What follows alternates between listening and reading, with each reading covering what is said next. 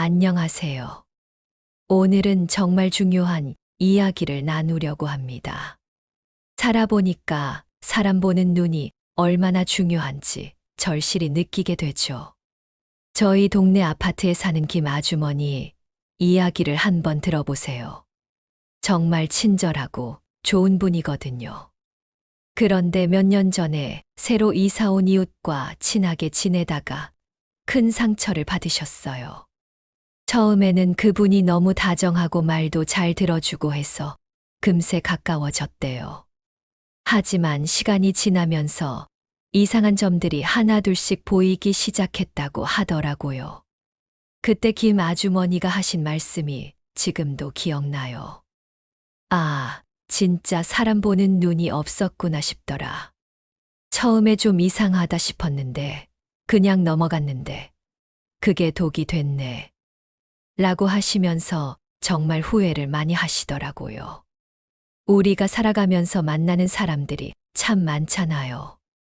직장에서 만나는 동료들, 동네에서 인사하는 이웃들, 취미 생활하면서 알게 되는 사람들까지. 그런데 이 모든 만남이 다 좋은 건 아니죠.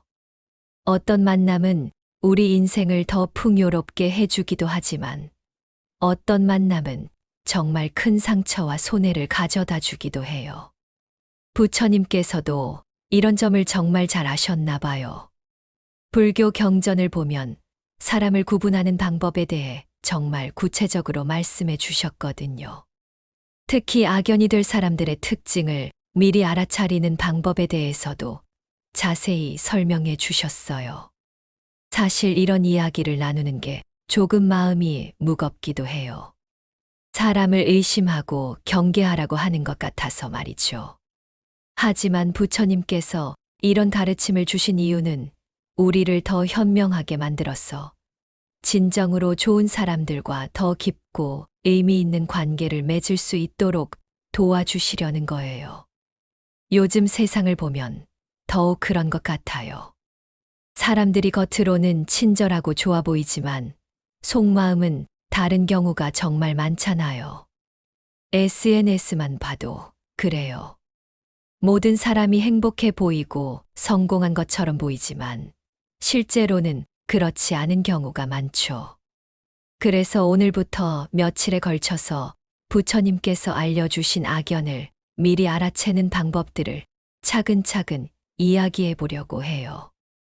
이건 사람을 나쁘게 보라는 이야기가 아니에요. 우리 자신을 보호하고 진짜 좋은 사람들과의 관계에 더 집중할 수 있도록 도와주는 지혜인 거죠. 부처님 시대에도 이런 일들이 있었어요. 어떤 수행자가 겉으로는 정말 훌륭해 보였는데 나중에 보니 다른 수행자들을 이간질하고 공동체를 어지럽히는 사람이었다는 이야기도 있고요. 부처님께서는 그런 일들을 겪으면서 제자들에게 사람을 구분하는 지혜를 가르쳐 주셨어요. 현명한 사람은 나쁜 친구를 멀리하고 좋은 친구를 가까이 한다고 부처님께서 말씀하셨거든요. 그런데 어떻게 나쁜 친구와 좋은 친구를 구분할 수 있을까요? 그게 바로 오늘부터 우리가 함께 배워볼 내용이에요. 저도 살면서 이런 경험들이 정말 많았어요.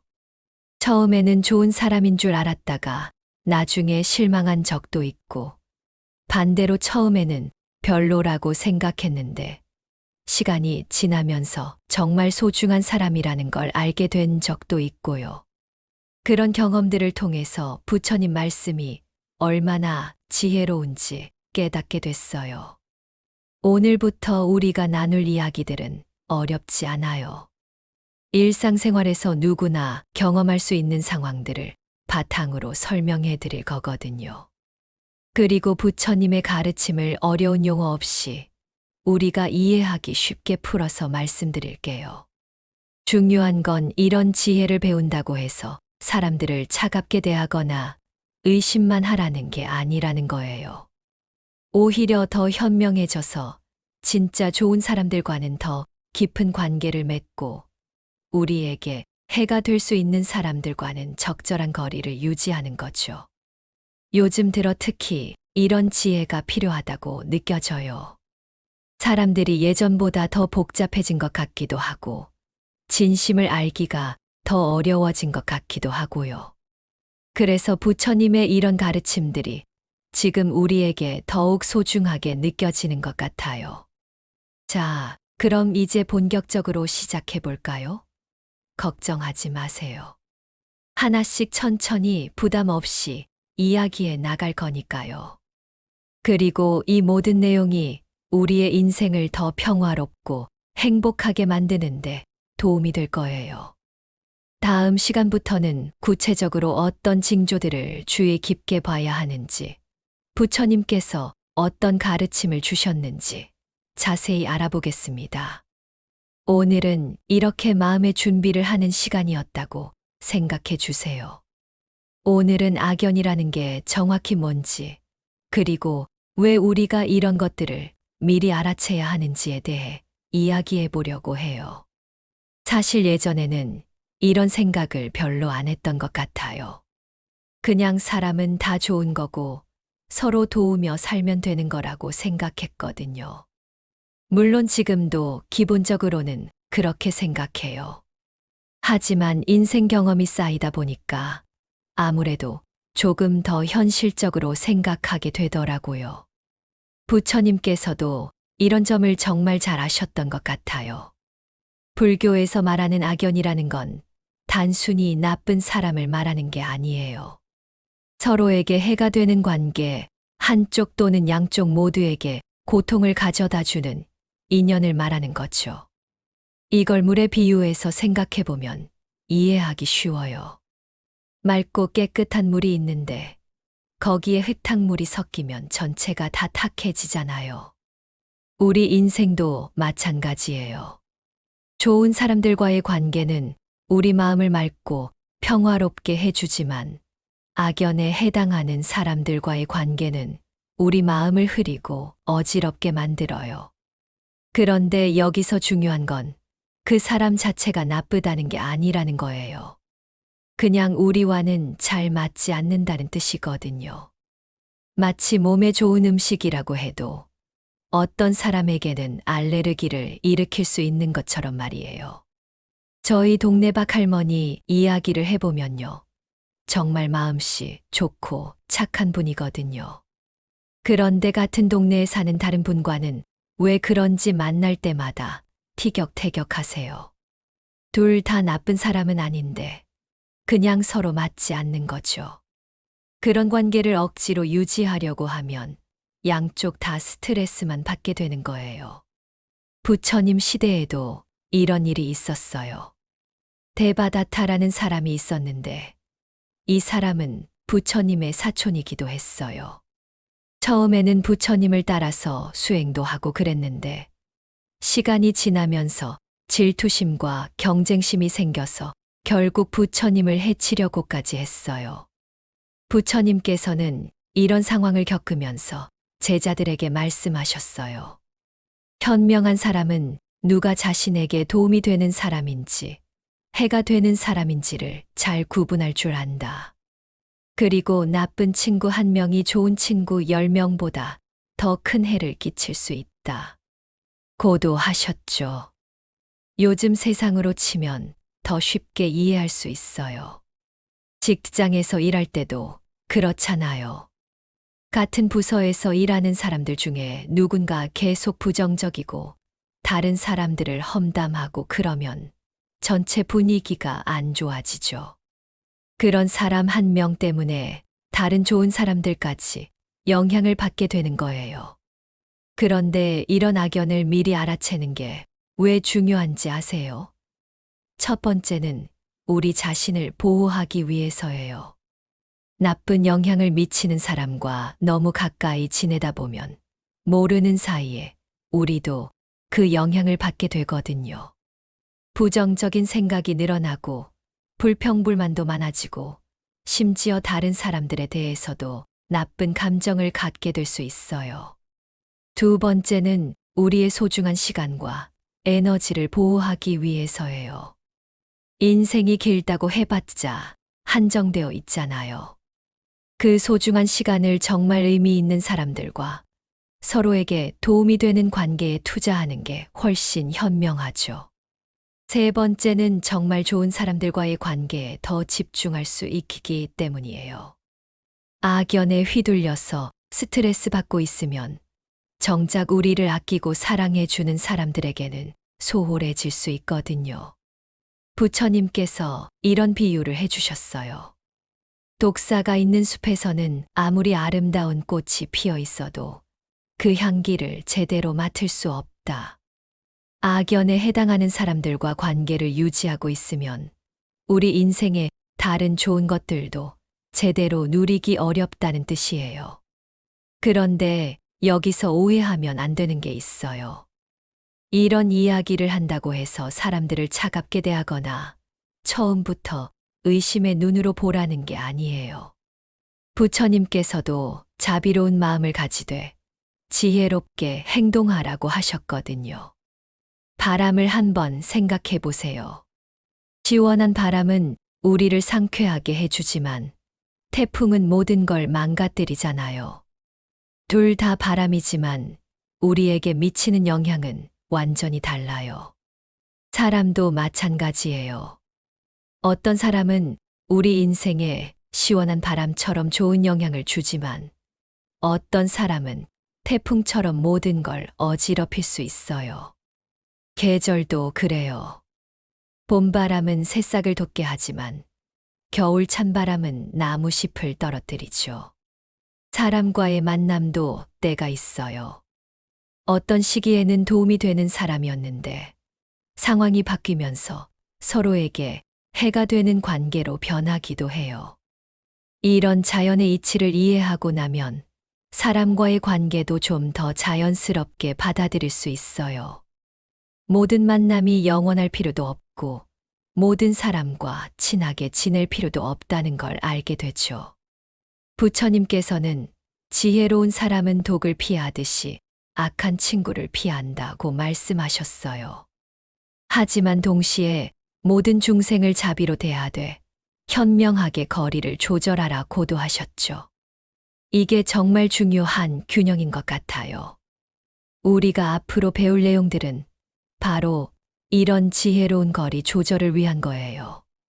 어떤 징조를 보면 조심해야 하는지, 어떤 행동 패턴이 나타나면 거리를 둬야 하는지를 배우는 거죠.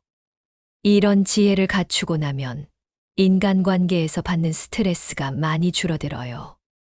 그리고 정말 소중한 사람들과는 더 깊고 의미 있는 관계를 맺을 수 있게 되고요. 다음 시간에는 부처님께서 직접 경험하신 이야기들을 통해서 어떤 사람들이 악연에 해당하는지 구체적으로 알아보겠습니다. 정말 흥미로운 이야기들이 많이 있어요. 오늘은 부처님께서 직접 겪으신 일들을 통해서 어떤 사람들이 악연인지 알아보는 방법을 배워보려고 해요. 이런 이야기들을 들어보면, 아, 이런 일이 부처님 시대에도 있었구나 하면서 놀라게 될 거예요. 먼저 부처님께서 젊은 왕자 시절에 겪은 일부터 이야기해 볼게요. 그때 궁궐에는 많은 신하들과 친구들이 있었는데 그 중에 정말 각양각색의 사람들이 있었다고 해요. 어떤 친구는 겉으로는 정말 친절하고 다정했는데 알고 보니 왕자의 재산이나 지위만 보고 접근한 사람이었어요. 왕자가 모든 걸 버리고 출가를 결심했을 때 그런 사람들은 하나둘씩 다 사라져 버렸죠. 진짜 친구라면 왕자의 선택을 이해하고 응원해 줬을 텐데 말이에요. 반대로 어떤 사람은 처음에는 별로 눈에 띄지 않았는데 왕자가 어려운 결정을 내릴 때 진심으로 걱정해주고 조언해준 사람도 있었어요. 이런 경험을 통해서 부처님께서는 사람을 보는 눈을 기르게 되셨던 거죠. 부처님께서 깨달음을 얻고 나서도 비슷한 일들이 많이 있었어요. 특히 데바다타라는 사람 이야기는 정말 유명하죠. 이 사람은 부처님의 사촌이면서 동시에 제자이기도 했어요.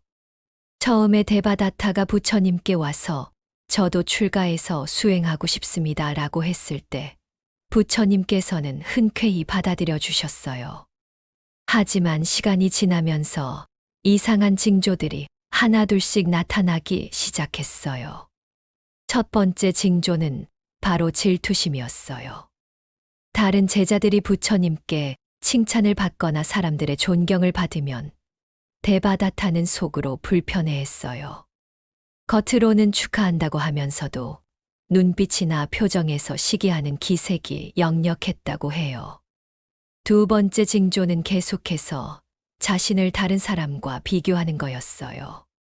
저는 왜 저 사람만큼 인정받지 못할까요?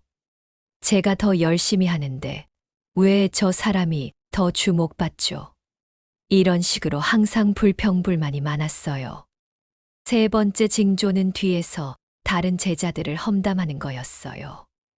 겉으로는 동료들과 화목하게 지내는 척 하면서도 몰래 누군가에게는 그 사람은 사실 이런 문제가 있어 라고 말하곤 했죠.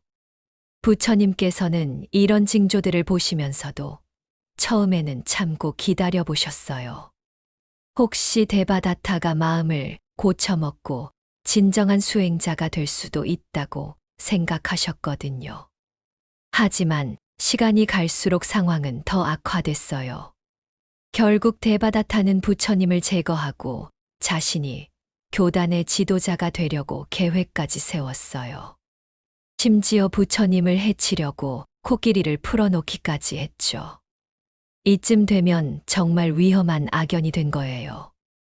이 이야기를 들으면서 부처님께서 제자들에게 하신 말씀이 있어요.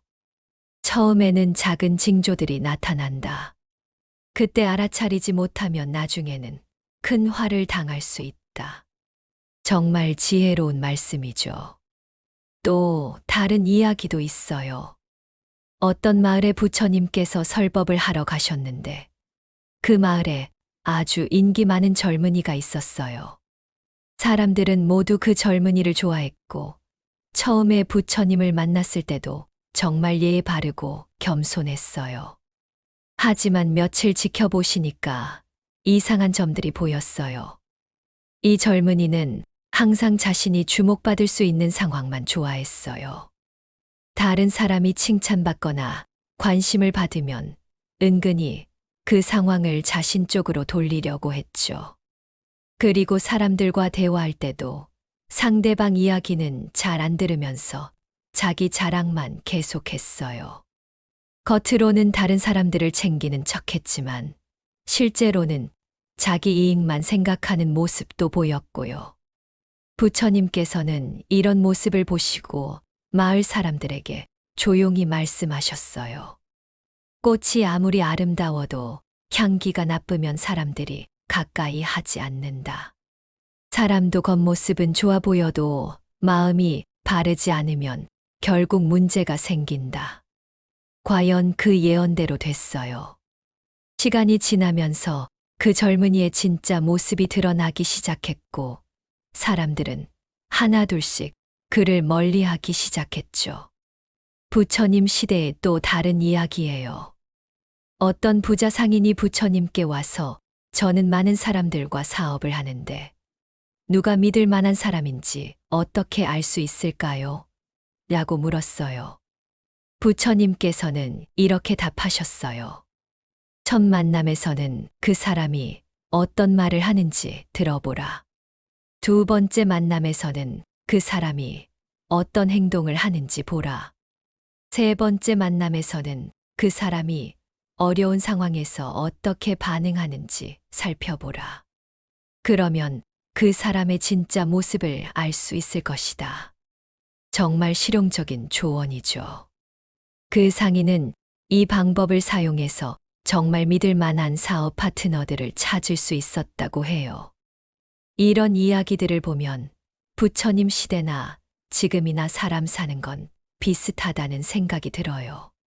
좋은 사람도 있고 조심해야 할 사람도 있고 겉과 속이 다른 사람들도 있죠. 부처님께서 이런 경험들을 통해 깨달으신 건 사람을 함부로 믿어서도 안 되지만 그렇다고 모든 사람을 의심해서도 안 된다는 거였어요. 대신 지혜롭게 관찰하고 차근차근 상대방을 알아가는 게 중요하다고 하셨죠. 급한 불에 콩을 볶는다는 속담이 있잖아요. 사람과의 관계도 마찬가지예요. 너무 성급하게 가까워지려고 하면 나중에 후회할 수 있어요. 천천히 서로를 알아가면서 진짜 좋은 관계를 만들어가는 게 훨씬 현명하죠. 부처님께서는 현명한 사람은 황금을 얻기 위해 모래를 채질하듯이 좋은 친구를 얻기 위해 사람들을 신중히 살펴본다고 말씀하셨어요. 정말 좋은 비유죠. 또 하나 기억에 남는 이야기가 있어요. 어떤 마을에 두 명의 젊은이가 있었는데 둘 다 부처님의 가르침을 듣고 감명을 받아서 제자가 되고 싶다고 했어요. 첫 번째 젊은이는 정말 열정적이었어요.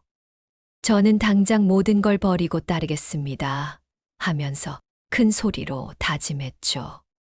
그런데 며칠 지나니까 금세 지루해하기 시작했어요. 이런 수행이 언제까지 계속되는 거죠? 더 빨리 깨달을 수 있는 방법은 없을까요? 하면서 불평하기 시작했어요. 두 번째 젊은이는 처음에 별로 눈에 띄지 않았어요. 조용하고 말도 많이 안 했거든요. 하지만 매일매일 꾸준히 수행했고 다른 사람들을 도우며 묵묵히 자기 할 일을 했어요. 몇 달 후에 어떻게 됐을까요? 첫 번째 젊은이는 이거 아니다 하면서 떠나버렸어요.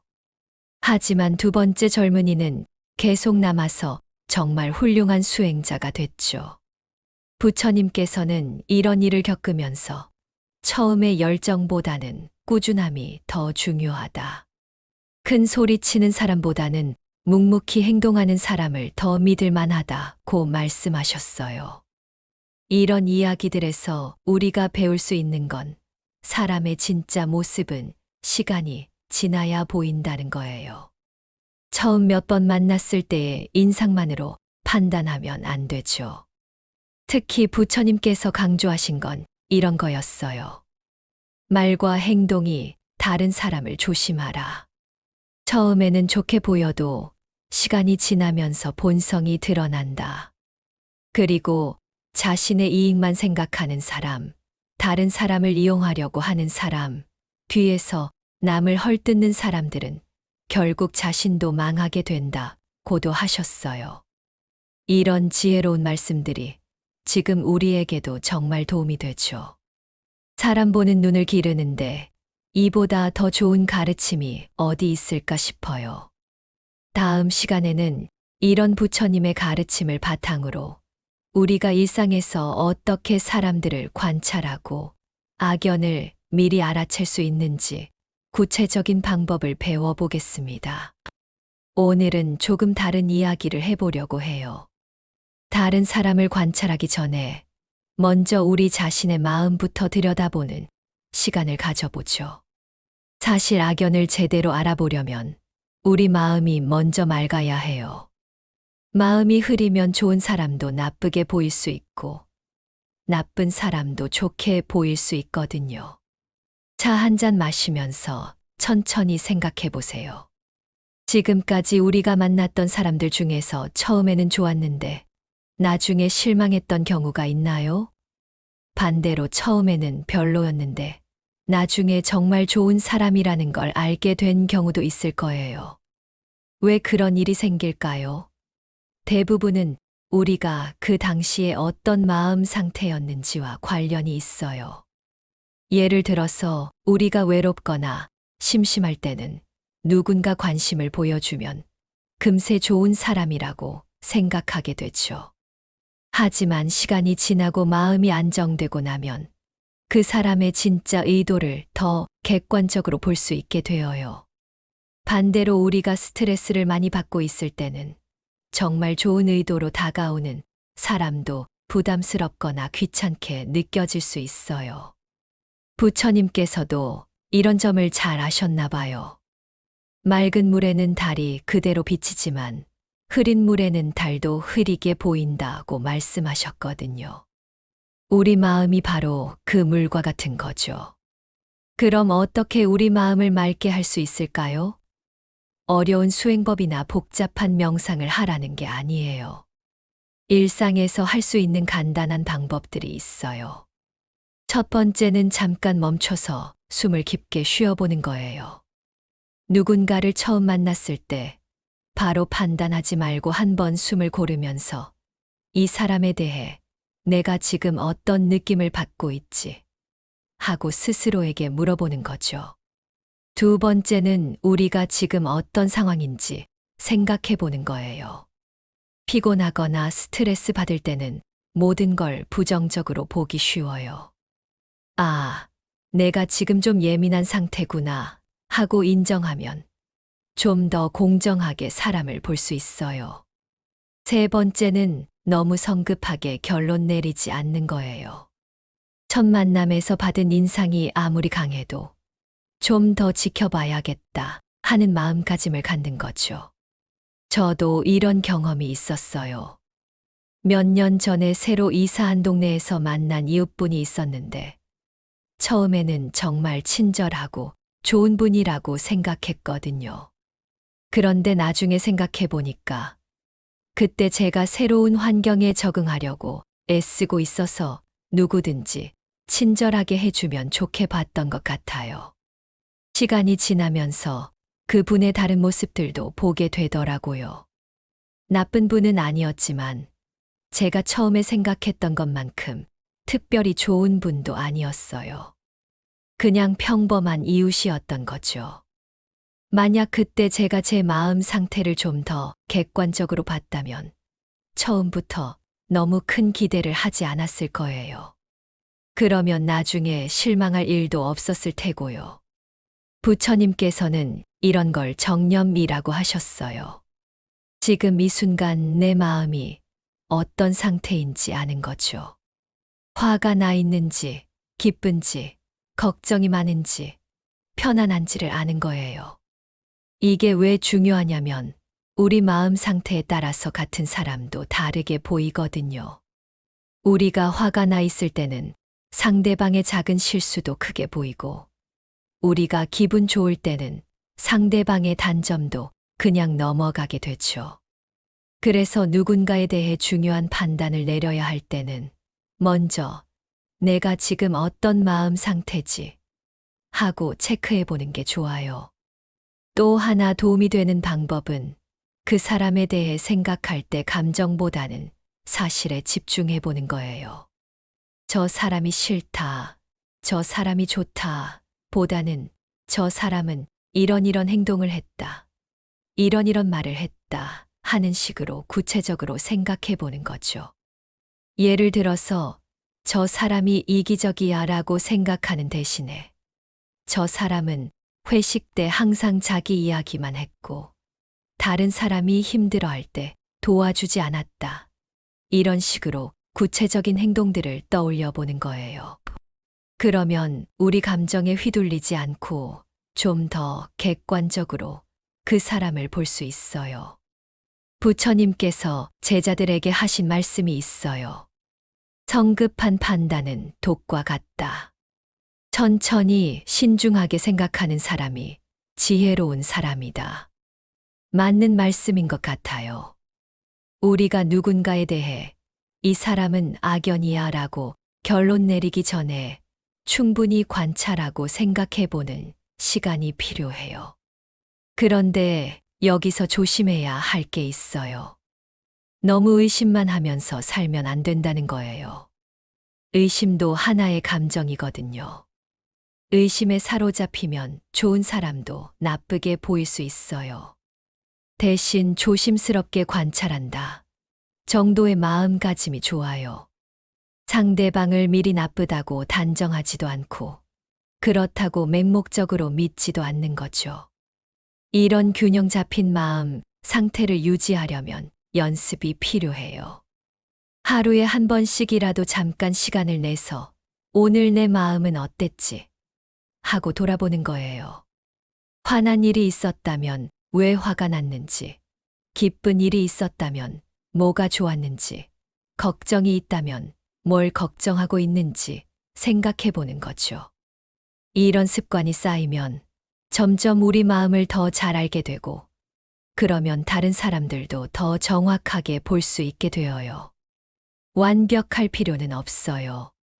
가끔 실수해도 괜찮고 잘못 판단해도 괜찮아요. 중요한 건 계속 배워가는 자세를 갖는 거죠. 다음 시간에는 실제로 사람들이 어떤 경험을 했는지, 악연을 미리 알아차린 사례들을 들어보면서 더 구체적으로 배워보겠습니다. 오늘은 실제로 사람들이 겪었던 이야기들을 들어보면서 어떤 징조들을 놓치면 안 되는지 배워보려고 해요. 먼저 저희 동네에 사시는 정 아주머니 이야기부터 해볼게요. 정 아주머니는 정말 마음씨도 좋고 남을 잘 도와주시는 분이거든요. 그런데 몇 년 전에 정말 큰 상처를 받으신 적이 있어요. 그때 새로 이사 온 이웃분이 있었는데 처음에는 정말 친절하고 예의 바른 분 같았대요. 아이고, 이웃 간에 서로 도우면서 살아야죠 하면서 정말 다정하게 인사도 하고 뭔가 필요한 게 있으면 기꺼이 빌려주기도 하고 그랬대요. 정 아주머니도 그런 모습에 감동해서 정말 친하게 지냈다고 해요. 집에서 맛있는 반찬 만들면 나눠드리고, 아픈 일 있으면 병원도 같이 가고, 거의 가족처럼 지냈다고 하더라고요. 그런데 어느 날부터인가 이상한 기분이 들기 시작했대요. 뭔가 그분과 대화할 때마다 기분이 안 좋아지는 거예요. 처음에는 자신의 잘못인가 싶어서 그냥 넘어갔는데 나중에 생각해 보니까 이유가 있었어요. 그분은 대화할 때 항상 다른 이웃들 험담을 하셨대요. 윗집 아주머니는 너무 시끄러워. 아래층은 애가 너무 뛰어다녀. 옆집은 쓰레기를 제대로 안 버려. 이런 식으로 말이에요. 처음에는 그냥 그런가 보다 하고 들었는데 점점 그런 이야기만 하시더라는 거예요. 긍정적이거나 즐거운 이야기는 거의 없고 항상 누군가를 비판하거나 불평하는 내용만 있었대요.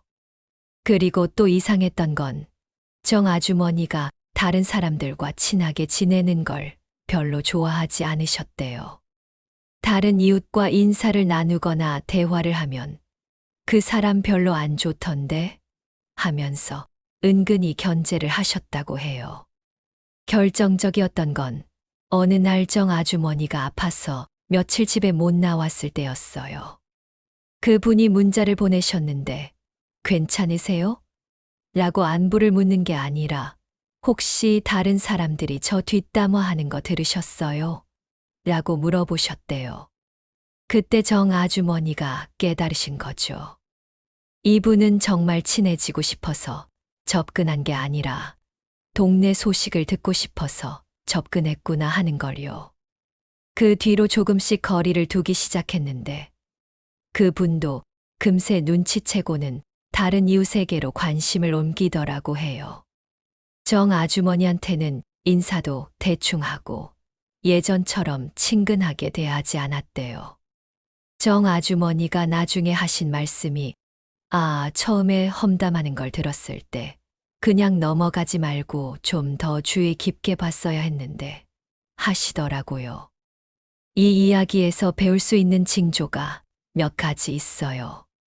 첫 번째는 항상 다른 사람 험담을 하는 사람이에요. 이런 사람은 다른 곳에서는 우리 험담도 할 가능성이 높거든요. 두 번째는 우리가 다른 사람과 친하게 지내는 걸 견제하는 사람이에요. 진짜 좋은 친구라면 우리가 다른 사람들과도 좋은 관계를 맺는 걸 응원해줘야 하는데 오히려 방해하려고 한다면 뭔가 다른 목적이 있을 가능성이 있어요. 세 번째는 우리가 어려울 때 정말 관심 있는 부분이 드러나는 거예요. 진짜 우리를 걱정해 주는 사람이라면 괜찮으세요? 뭔가 도와드릴 게 있나요? 라고 물어봐야 하는데 다른 사람들 이야기만 궁금해한다면 진짜 의도를 의심해 봐야 해요. 또 다른 이야기도 있어요. 저희 친구분 이야기인데 직장에서 겪은 일이에요. 새로 들어온 동료가 있었는데 처음에는 정말 일도 잘하고 성격도 좋은 것 같았대요. 그런데 몇 달 지나니까 이상한 패턴이 보이기 시작했어요. 그 사람은 항상 자신에게 유리한 일만 나서서 하려고 했어요. 상사들 눈에 띄는 프로젝트는 적극적으로 참여하려고 하면서 힘들고 귀찮은 일은 다른 사람에게 넘기려고 했다는 거예요. 그리고 회의할 때도 다른 사람이 좋은 아이디어를 내면 은근히 자기 아이디어인 것처럼 포장해서 말하는 경우가 많았대요.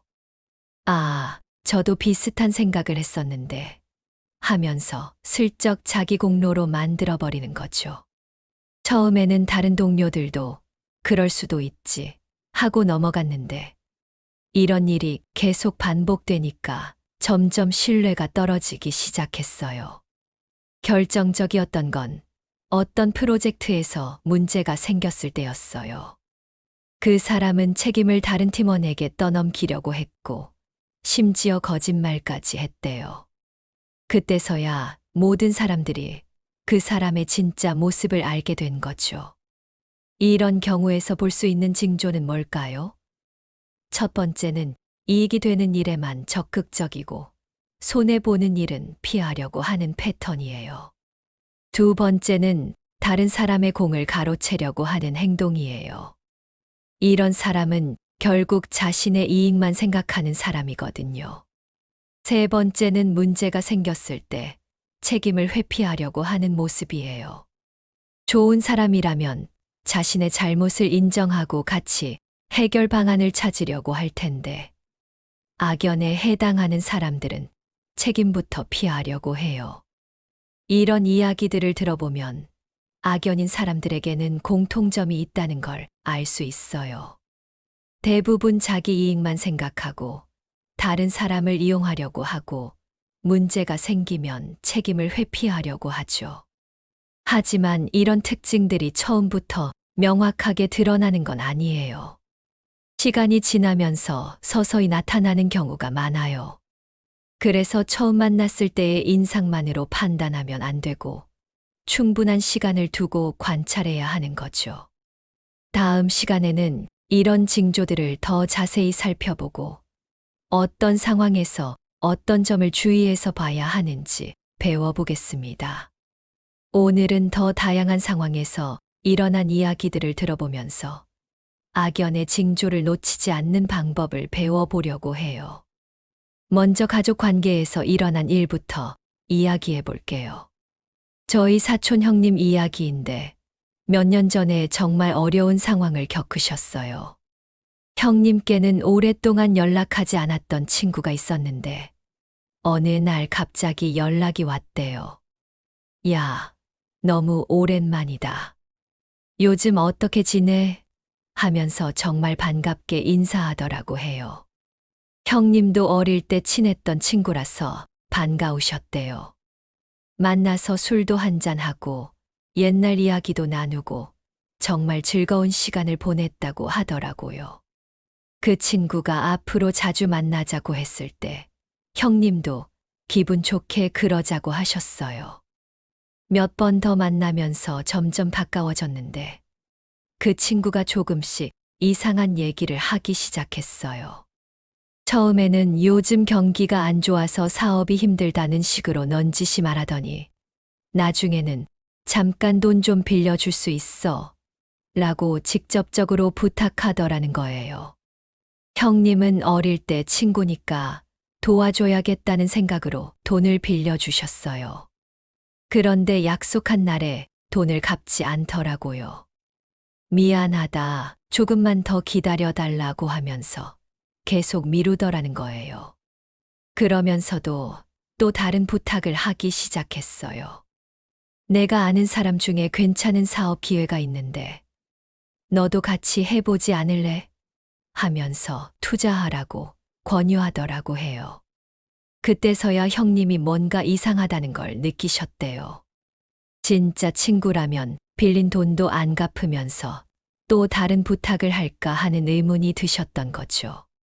결국 그 친구와는 연락을 끊으셨는데 나중에 알고 보니까 그 친구가 다른 옛 친구들에게도 비슷한 방식으로 접근했다는 걸 알게 되셨어요. 오랜만에 연락해서 친분을 쌓은 다음에 돈을 빌리거나 사업 투자를 권유하는 패턴이었던 거죠. 이 이야기에서 알 수 있는 징조들이 있어요. 첫 번째는 오랫동안 연락 안 하던 사람이 갑자기 연락해서 친하게 지내자고 할 때예요. 물론 진짜 그리운 마음에 연락하는 경우도 있지만 뭔가 목적이 있을 가능성도 있으니까 조심스럽게 지켜봐야 해요. 두 번째는 만나자마자 자신의 어려운 상황을 털어놓는 사람이에요. 진짜 친한 사이라면 서로의 근황을 자연스럽게 주고받을 텐데 한쪽에서만 계속 어려운 얘기를 한다면 뭔가 도움을 요청하려는 의도일 수 있어요. 세 번째는 한 번 부탁을 들어줬을 때 감사하기보다는 또 다른 부탁을 하는 패턴이에요. 이런 사람들은 상대방을 진짜 친구로 보는 게 아니라 이용할 수 있는 사람으로 보는 경우가 많아요. 또 다른 사례도 있어요. 이번에는 직장에서 일어난 일인데 저희 지인분이 겪으신 일이에요. 새로 부서에 온 후배가 있었는데 처음에는 정말 예 바르고 열심히 일하는 것 같았대요. 선배들한테도 항상 공손하게 인사하고 뭔가 도와드릴 일이 없을까요? 라고 물어보고 그랬다고 해요. 그런 모습에 다들 참 착한 후배가 왔네 하면서 좋게 생각했는데 몇 달 지나니까 조금씩 이상한 점들이 보이기 시작했어요. 그 후배는 상사가 보고 있을 때와 없을 때의 모습이 완전히 달랐다고 해요. 상사가 있을 때는 정말 열심히 일하는 척하면서 적극적으로 나서는데 상사가 자리를 비우면 금세 딴짓을 하거나 휴대폰을 보더라는 거예요. 그리고 동료들과의 관계에서도 문제가 있었어요. 자기보다 나이가 많거나 직급이 높은 사람들한테는 정말 친절했는데 자기와 비슷하거나 아래 사람들한테는 은근히 무시하는 태도를 보였대요.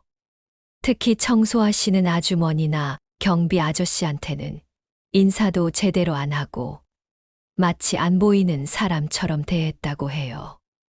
처음에는 그냥 부끄럼이 많은 성격인가 보다 했는데 나중에 보니까 자신에게 도움이 되지 않는 사람들에게는 관심도 없다는 걸 알게 됐어요. 결정적이었던 건 팀 프로젝트를 할 때였어요. 그 후배가 실수를 해서 문제가 생겼는데 처음에는 미안하다고 하더니 나중에는 슬쩍 다른 팀원 탓으로 돌리려고 하더라는 거예요. 제가 그때 확인을 안 받아서 그런 것 같은데요. 라고 하면서 책임을 회피하려고 했다고 해요. 이런 모습들을 보면서 동료들이 점점 그 후배를 멀리하게 됐고 결국 그 후배는 얼마 안 있어 다른 회사로 이직했다고 해요. 이 경우에서 볼 수 있는 징조들은 뭘까요? 첫 번째는 윗사람과 아랫사람을 다르게 대하는 태도예요. 진짜 인격이 좋은 사람이라면 누구에게나 비슷하게 예의를 지키는데 계산적인 사람들은 자신에게 도움이 되는 사람에게만 친절해요. 두 번째는 상황에 따라 태도가 급격히 바뀌는 사람이에요. 감시받을 때와 그렇지 않을 때의 모습이 너무 다르다면 그 사람의 진짜 모습은 감시받지 않을 때의 모습일 가능성이 높아요. 세 번째는 자신의 실수를 인정하지 않고 다른 사람 탓으로 돌리는 행동이에요. 이런 사람들과는 함께 일하기가 정말 어려워요. 뭔가 잘못되면 항상 다른 사람 책임으로 만들려고 하거든요. 건강 관련된 이야기도 하나 있어요. 저희 동네 할머니 한 분이 겪으신 일인데 새로 알게 된 지인이 건강식품을 권유하기 시작했다는 거예요.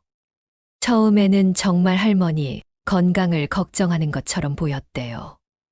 요즘 많이 피곤해 보이세요. 이런 증상이 있으시면 조심하셔야 해요. 하면서 관심을 보이더라고 해요. 그러다가 제가 먹어보니까 정말 좋던 건강식품이 있는데 한번 드셔보시겠어요? 라고 권유하기 시작했어요. 처음에는 작은 포장으로 공짜로 주면서 효과를 보시면 그때 사시면 돼요 라고 했대요. 며칠 먹어보니까 뭔가 기분이 좋아지는 것 같더라고 해요. 그래서 그분 말대로 제품을 사서 먹기 시작했는데 점점 비싼 제품을 권유하기 시작했어요. 이거보다 더 좋은 게 있는데 특별히 할인해 드릴 수 있어요. 라고 하면서 말이에요. 나중에 가족들이 알고 보니까 그 사람은 다단계 판매업을 하는 사람이었어요. 처음에 건강을 걱정하는 척하면서 접근해서 점점 비싼 제품을 팔려고 했던 거죠. 이런 경우의 징조는 뭘까요? 첫 번째는 처음 만났는데 유독 우리 건강이나 상황에 관심을 많이 보이는 사람이에요. 물론 정말 친절한 사람일 수도 있지만 뭔가 팔려고 하는 목적일 수도 있으니까 조심해야 해요. 두 번째는 공짜로 뭔가를 주면서 나중에 더 비싼 걸 사라고 권유하는 패턴이에요. 미끼를 주고 나서 큰 걸 낚으려는 전략일 수 있거든요. 세 번째는 특별 할인이나 지금만이라는 식으로 급하게 결정하라고 재촉하는 사람이에요. 진짜 좋은 거라면 충분히 생각할 시간을 줘야 하는데 빨리 결정하라고 재촉한다면 뭔가 문제가 있을 수 있어요.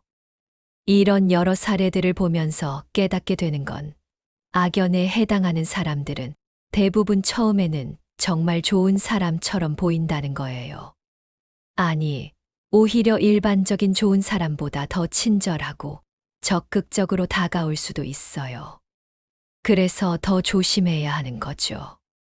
너무 완벽해 보이는 사람, 너무 좋은 조건을 제시하는 사람, 너무 빨리 가까워지려고 하는 사람들은 한 번 더 신중하게 지켜봐야 해요. 하지만 이런 얘기를 한다고 해서 모든 사람을 의심하라는 건 아니에요. 대부분의 사람들은 좋은 사람들이거든요. 다만 가끔 나타나는 악연들을 미리 알아차릴 수 있도록 준비하는 거죠.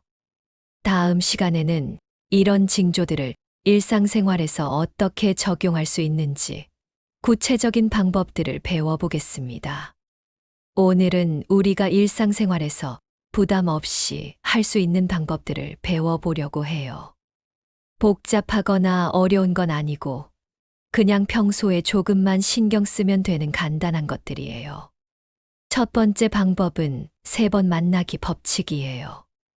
부처님께서도 비슷한 말씀을 하셨는데 한 번 보고 판단하지 말고 3번 보고 나서 그 사람을 알라고 하셨거든요. 첫 번째 만날 때는 그 사람이 어떤 말을 하는지 들어보세요. 긍정적인 얘기를 주로 하는지, 부정적인 얘기를 주로 하는지, 다른 사람들에 대해 어떻게 말하는지 관찰해 보는 거예요. 두 번째 만날 때는 그 사람의 행동을 봐주세요. 말과 행동이 일치하는지, 다른 사람들을 어떻게 대하는지, 작은 약속도 잘 지키는지 살펴보는 거죠. 세 번째 만날 때는 그 사람이 어려운 상황에서 어떻게 반응하는지 봐주세요. 뭔가 계획이 틀어졌을 때, 기대와 다른 일이 생겼을 때, 그 사람의 진짜 성격이 나타나거든요. 이 방법은 정말 간단해요. 새로운 사람을 만났을 때 바로 친해지려고 하지 말고 3번 정도 만나보면서 천천히 알아가는 거예요. 급할 것도 없고 부담스럽게 할 필요도 없어요. 두 번째 방법은 작은 부탁하기예요. 이건 정말 효과적인 방법인데 그 사람의 진짜 마음을 알아볼 수 있거든요. 예를 들어서 커피숍에서 만났을 때 잠깐 화장실 다녀올게. 자리 좀 봐줄래? 이런 작은 부탁을 해보는 거예요. 아니면 볼펜 하나 빌려줄 수 있어. 같은 정말 간단한 부탁 말이에요. 진짜 좋은 사람이라면 이런 작은 부탁을 기꺼이 들어줄 거예요. 그런데 이용하려고 접근한 사람이라면 이런 작은 부탁은 귀찮아하면서 나중에 자신이 큰 부탁을 할 때는 당연하게 받아들이라고 할 거예요. 아니면 반대로 아주 작은 부탁을 해보세요. 이 길이 맞나요? 몇 시인지 알 수 있을까요? 이런 거 말이에요. 친절한 사람이라면 웃으면서 알려줄 테고, 그렇지 않은 사람이라면 귀찮아하거나 무시할 거예요. 세 번째 방법은 식사 함께하기예요. 부처님께서도 사람의 본성은 밥 먹을 때 나타난다고 하셨거든요. 밥을 같이 먹으면서 그 사람을 관찰해 보세요. 종업원에게 어떻게 말하는지, 음식을 어떻게 먹는지, 계산할 때는 어떤 태도를 보이는지 보면 그 사람의 인격을 알 수 있어요. 예의 바른 사람이라면 종업원에게도 감사합니다. 수고하세요. 같은 말을 자연스럽게 할 거예요. 그런데 자기밖에 모르는 사람이라면 종업원을 마치 하인처럼 대하거나 무시하는 태도를 보일 수 있어요. 계산할 때도 마찬가지예요. 자기가 더 많이 먹었는데도 정확히 반반으로 나누자고 하거나 아니면 상대방이 계산하기를 당연하게 여기는 사람들이 있어요. 이런 모습에서 그 사람의 성격을 짐작할 수 있죠. 네 번째 방법은 시간 약속 지키기를 통해서 보는 거예요.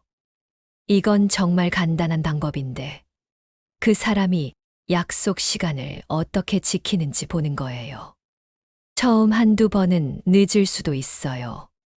진짜 급한 일이 있었거나 교통이 안 좋았을 수도 있고요. 하지만 계속 늦는 사람이라면 다른 사람에 대한 배려가 부족한 거예요.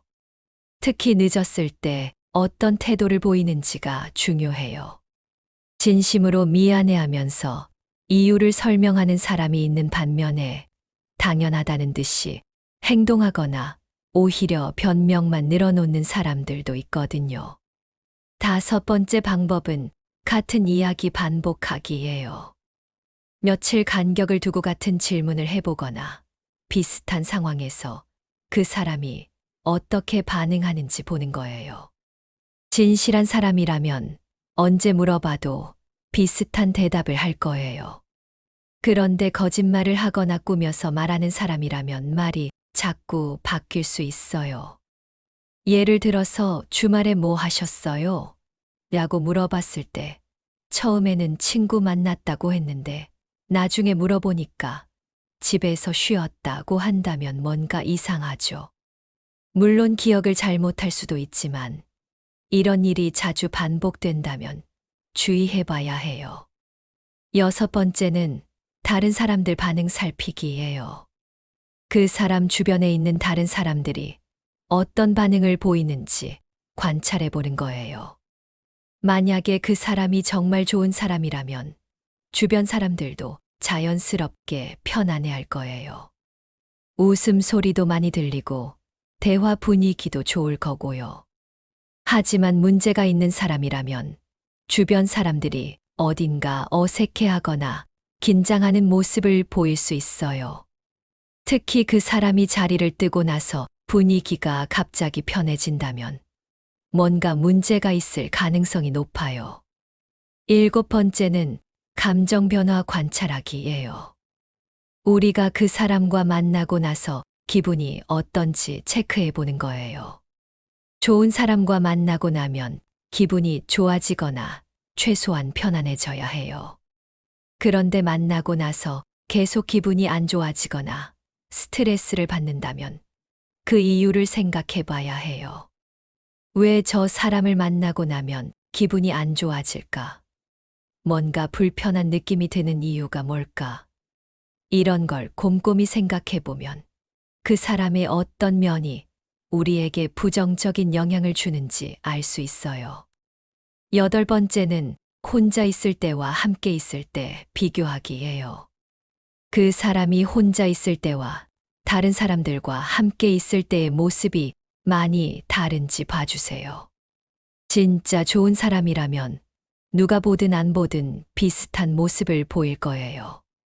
하지만 가식적인 사람이라면 다른 사람들 앞에서만 좋은 모습을 보이고 혼자 있을 때나 아무도 안 볼 때는 다른 모습을 보일 수 있어요. 이런 방법들은 모두 일상생활에서 자연스럽게 할 수 있는 거예요. 특별히 시간을 내거나 돈을 쓰거나 어려운 준비를 할 필요가 없어요.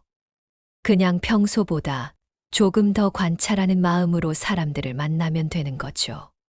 가족들과도 이런 얘기를 나누면 좋아요. 요즘 새로 만난 사람이 있는데 어떤 것 같아?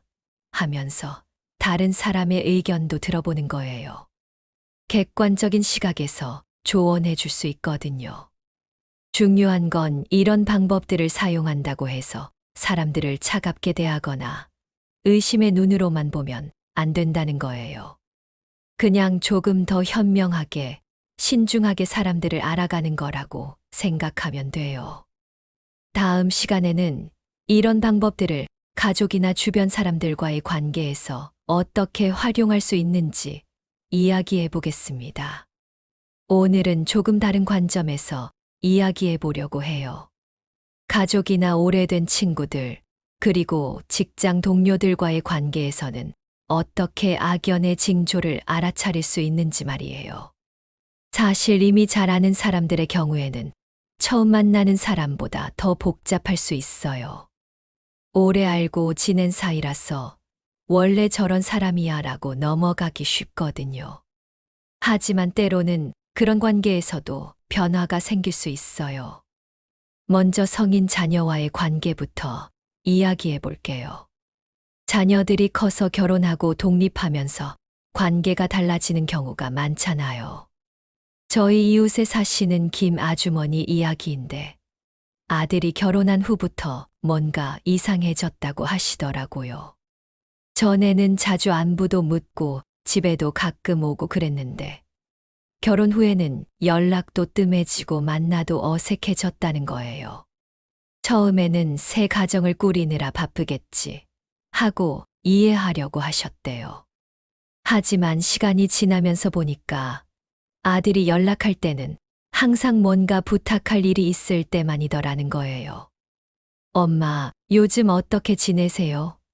하고 안부를 묻는 게 아니라 엄마, 이번에 집 계약 갱신하는데 보증금 좀 도와주실 수 있어요?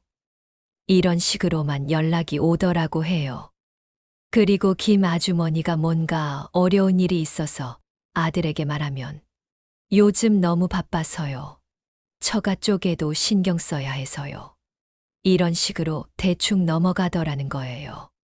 이런 경우에 어떤 징조를 봐야 할까요? 첫 번째는 연락하는 패턴이에요. 안부를 묻기 위한 연락과 부탁하기 위한 연락의 비율을 생각해 보는 거예요. 부탁할 일이 있을 때만 연락한다면 그 관계에 문제가 있을 수 있어요. 두 번째는 상호성이에요. 자녀가 어려울 때는 부모에게 도움을 요청하면서 부모가 어려울 때는 도움을 주지 않는다면 건강한 관계가 아니죠. 세 번째는 관심의 방향이에요. 진짜 부모를 사랑하는 자녀라면 부모의 안부나 건강에 관심을 보일 텐데 오로지 자신의 일만 얘기한다면 뭔가 문제가 있는 거예요. 하지만 여기서 중요한 건 이런 상황에서 부모가 할 수 있는 현명한 대처법이에요. 부처님께서는 억지로 붙잡으려 하지 말라고 하셨거든요. 자녀가 이런 모습을 보인다고 해서 너 왜 이래? 전에는 안 그랬잖아 하면서 따지거나 원망하면 관계가 더 나빠질 수 있어요. 대신 이 아이도 이제 자신의 인생을 살아가는 거구나 하고 받아들이는 마음가짐이 필요해요. 그리고 자녀에게 너무 의존하지 않는 게 중요해요. 자녀가 도움을 주면 고맙게 받되 주지 않는다고 해서 서운해하거나 원망하지 않는 거죠. 부처님께서는 모든 관계는 인연에 따라 변한다. 집착하지 말고 자연스럽게 받아들이라고 하셨어요. 자녀와의 관계도 마찬가지예요. 배우자와의 관계에서도 비슷한 문제가 생길 수 있어요. 오래 살다 보면 서로에 대한 관심이 줄어들거나 상대방을 당연하게 여기는 경우가 있죠. 저희 친구분 이야기인데 남편이 점점 자기 일에만 관심을 보이고 부인에게는 무관심해졌다고 하더라고요. 집에 와서도 TV만 보거나 휴대폰만 보고 부인이 무슨 얘기를 해도 대충 응, 그래 하고 넘어간다는 거예요. 처음에는 피곤해서 그런가 보다 하고 넘어갔는데 이런 일이 계속 반복되니까 점점 서로가 남남처럼 느껴지더라고 해요. 이런 상황에서 어떻게 해야 할까요? 부처님께서는 상대방을 바꾸려고 하지 말고 먼저 자신부터 바꿔보라고 하셨어요. 남편이 무관심하다고 해서 원망하거나 따지기보다는 먼저 자신이 남편에게 진짜 관심을 보이고 있는지 돌아보는 거예요. 혹시 자신도 남편을 당연하게 여기고 있지는 않았는지 생각해 보는 거죠. 그리고 상대방의 변화를 기다리기보다는 자신이 할 수 있는 것부터 시작하는 거예요. 작은 배려, 따뜻한 말 한마디, 관심 어린 질문 같은 것들 말이에요. 친구 관계에서도 마찬가지예요. 오래된 친구라고 해서 항상 같을 거라고 생각하면 안 돼요. 사람은 변하거든요. 환경이 바뀌고 상황이 바뀌면서 성격이나 가치관도 달라질 수 있어요. 저희 동네 박 아주머니 이야기인데 20년 넘게 친하게 지낸 친구가 있었대요. 그런데 그 친구가 사업에 성공한 후부터 뭔가 달라지기 시작했다고 하더라고요. 전에는 서로 고민도 나누고 힘든 일 있으면 위로해주고 그랬는데 사업이 잘 되고 나서부터는 자기 자랑 얘기만 하더라는 거예요. 요즘 바빠서 죽겠어. 이번에 또 사업 확장하게 됐어.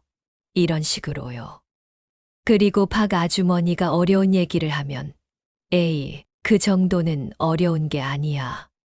나는 말이야.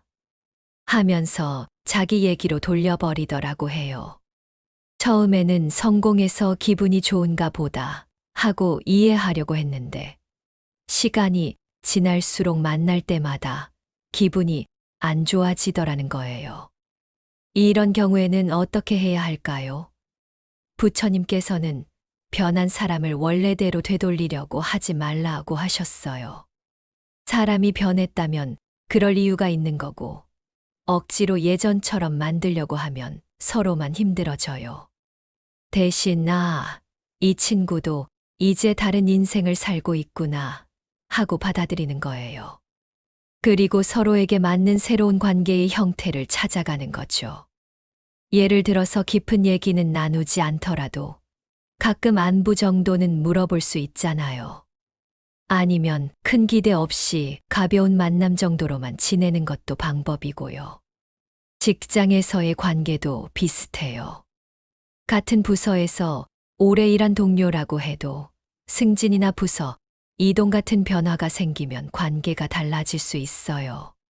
저희 지인분 이야기인데 같은 팀에서 친하게 지내던 동료가 팀장으로 승진한 후에 완전히 다른 사람이 됐다고 하더라고요. 전에는 점심도 같이 먹고 개인적인 얘기도 나누곤 했는데 팀장이 된 후에는 업무적인 얘기만 하고 거리를 두기 시작했다는 거예요.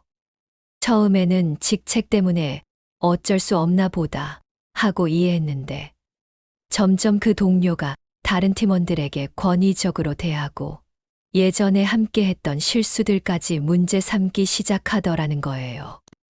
이런 상황에서는 어떻게 해야 할까요? 부처님께서는 위치가 사람을 바꾼다. 그 변화를 받아들이되 자신은 흔들리지 말라고 하셨어요. 상대방이 변했다고 해서 우리도 똑같이 감정적으로 반응할 필요는 없어요. 대신 이 사람은 이제 다른 입장에 있구나 하고 인정하면서 적절한 거리를 유지하는 거예요. 그리고 무엇보다 중요한 건 이런 변화들을 개인적으로 받아들이지 않는 거예요. 내가 뭔가 잘못했나? 왜 나한테만 이래? 이런 생각보다는 이 사람도 자신의 상황에서 최선을 다하고 있겠지 하는 마음으로 이해하려고 노력하는 거죠. 부처님께서는 모든 만남에는 시작과 끝이 있다. 집착하지 말고 감사하며 보내라고 하셨어요. 가족이든 친구든 동료든 관계의 변화가 생기는 건 자연스러운 일이에요. 중요한 건 그런 변화를 받아들이면서도 우리 자신은 흔들리지 않는 거예요. 다른 사람이 어떻게 변하든 우리는 여전히 따뜻한 마음을 유지할 수 있어요. 그리고 한 가지 더 기억할 점은 이런 관계의 변화를 통해서 우리도 성장할 수 있다는 거예요. 예전에는 몰랐던 사람의 다양한 모습을 보게 되고 그를 통해 인간에 대한 이해가 깊어지죠. 부처님께서는 모든 만남은 배움의 기회다. 좋은 만남에서는 좋은 것을 배우고 어려운 만남에서는 지혜를 배운다고 하셨어요. 세상에는 정말 다양한 사람들이 있어요. 어떤 사람은 평생 한결같고, 어떤 사람은 상황에 따라 변하고, 어떤 사람은 나이가 들면서 더 좋아지기도 하고, 어떤 사람은 반대로 되기도 해요. 이 모든 게 자연스러운 인생의 모습이에요. 우리가 할 수 있는 건 그런 변화들을 지혜롭게 받아들이면서 우리 자신은 항상 좋은 마음을 유지하는 거예요. 다른 사람을 바꾸려고 하거나 억지로 예전 관계를 유지하려고 하지 말고 각자의 길을 인정해 주면서 서로에게 도움이 되는 만큼만 관계를 이어가면 돼요. 그러면 우리 마음도 편안해지고 정말 소중한 사람들과는 더 깊고 의미 있는 관계를 맺을 수 있게 될 거예요. 다음 시간에는 이런 지혜를 바탕으로 우리 마음을 더 깊게 들여다보는 방법을 배워보겠습니다.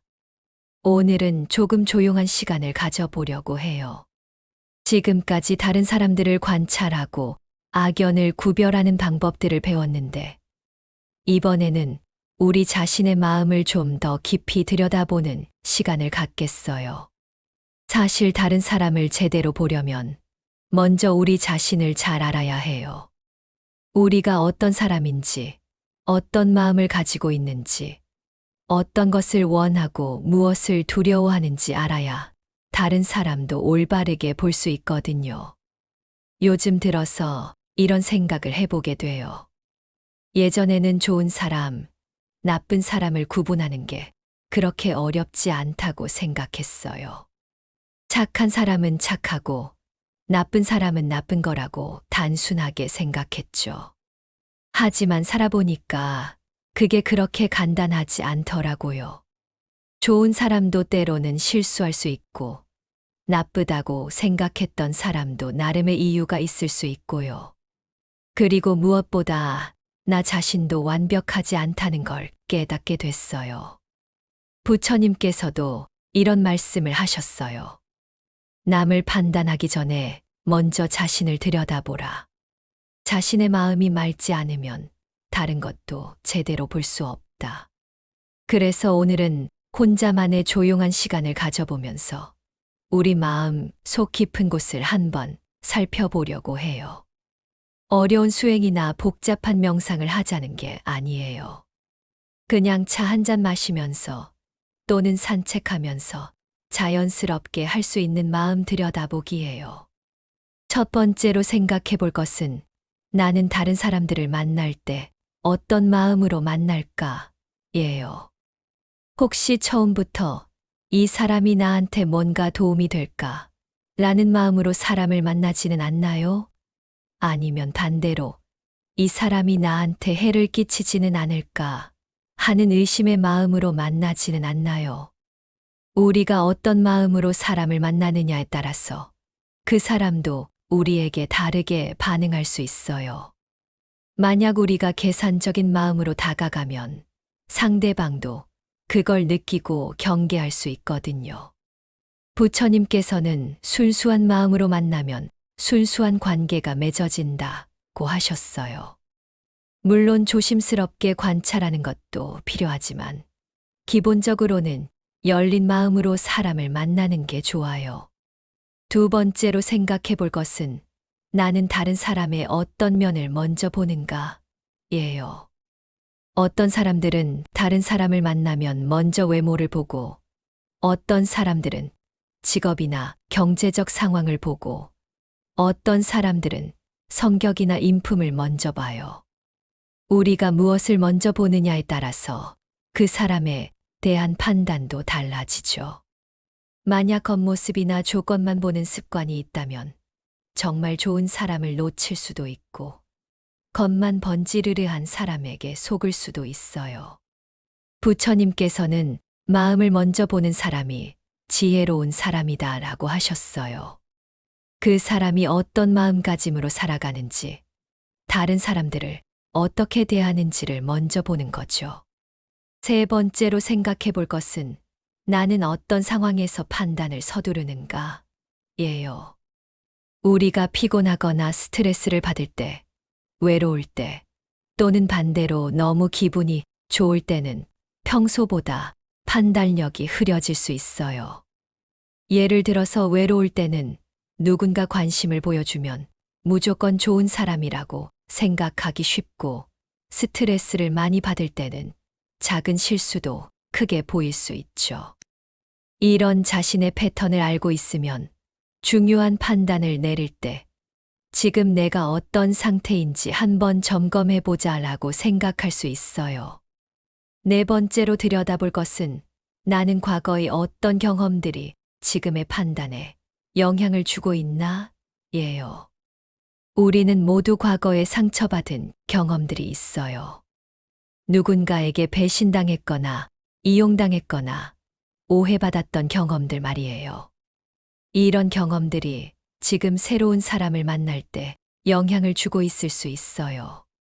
예를 들어서 과거에 너무 친절한 사람에게 속았던 경험이 있다면 지금도 친절한 사람을 만나면 무의식적으로 의심하게 될 수 있어요.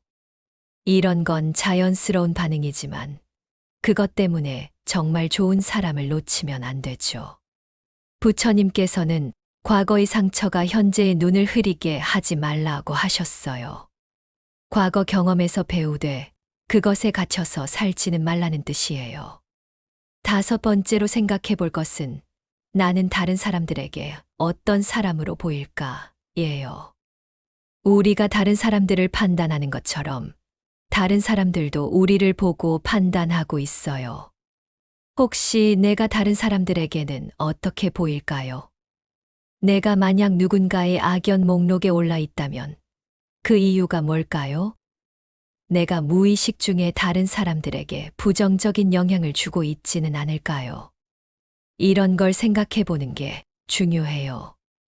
왜냐하면 우리가 다른 사람들을 어떻게 대하는지가 결국 우리에게도 돌아오거든요.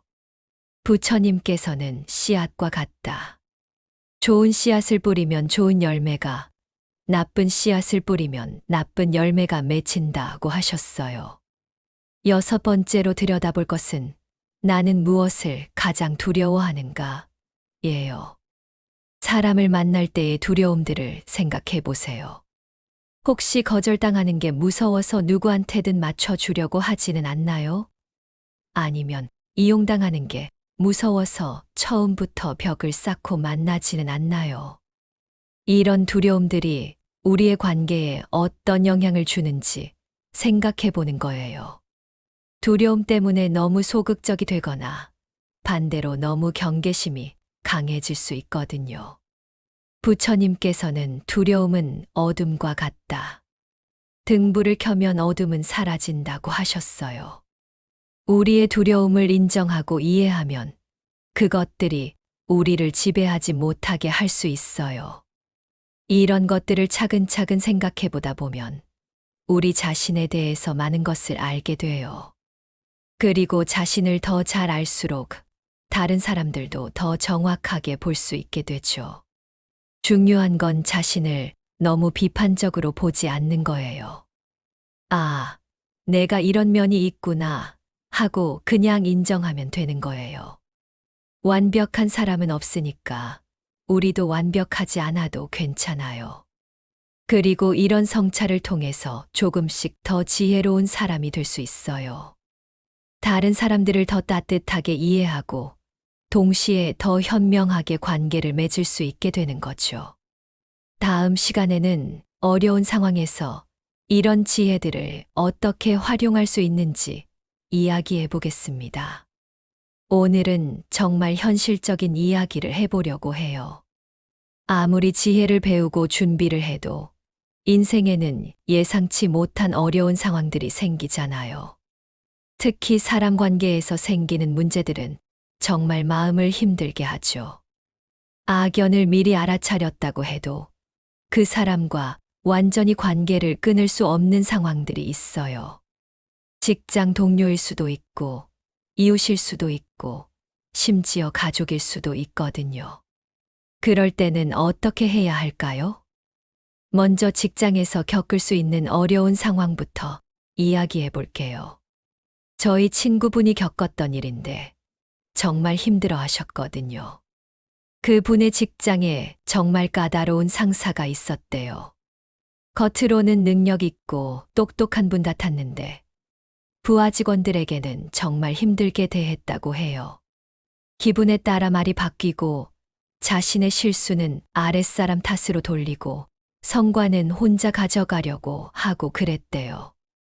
처음에는 참고 견디면 되겠지 하고 생각했는데 시간이 갈수록 스트레스가 심해졌어요. 밤에 잠도 못 자고 집에 와서도 그 생각만 하게 되고 가족들한테까지 짜증을 내게 되더라는 거예요. 그때 부처님의 가르침을 떠올려 봤다고 해요. 고통스러운 상황에서 벗어날 수 없을 때는 그 상황을 바꾸려 하지 말고 자신의 마음가짐을 바꿔보라. 그래서 그 친구분이 시도한 방법이 있었어요. 첫 번째는 그 상사를 수행의 대상으로 생각하기 시작한 거예요. 이 사람을 통해서 내가 인내심을 기를 수 있겠구나. 이런 상황에서도 평정심을 유지하는 연습을 하는 거구나 하고 생각했대요. 두 번째는 그 상사의 행동을 개인적으로 받아들이지 않으려고 노력한 거예요. 이 사람이 나를 싫어해서 이러는 게 아니라 원래 성격이 이런 거구나. 이 사람도 나름의 스트레스와 압박감이 있겠구나 하고 이해하려고 했다고 해요. 세 번째는 그 상황에서 배울 수 있는 것들을 찾아보는 거였어요. 어려운 상사 밑에서 일하면서 업무 처리 능력도 늘고 스트레스 관리 방법도 배우고 나중에 자신이 관리자가 됐을 때 어떻게 해야 하는지도 알게 됐다고 하더라고요. 물론 처음에는 쉽지 않았어요.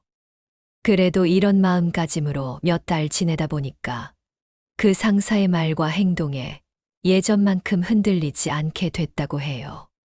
그러니까 오히려 그 상사도 예전만큼 심하게 대하지 않게 되더라는 거예요. 부처님께서도 비슷한 상황을 겪으셨어요. 데바다타가 계속 괴롭히고 심지어 해치려고 했을 때도 부처님께서는 화를 내시거나 복수하려고 하지 않으셨거든요. 대신 이 또한 나의 수행이다라고 받아들이셨어요. 이웃과의 갈등 상황도 있을 수 있어요. 층간소음이나 주차 문제 또는 단순한 오해에서 시작된 갈등들 말이에요. 저희 동네에서도 그런 일이 있었어요. 위층과 아래층 사이에 소음 때문에 갈등이 생겼는데 처음에는 작은 문제였는데 점점 커져서 정말 심각한 다툼이 됐어요. 그때 한 분이 현명하게 대처하신 방법이 있었어요.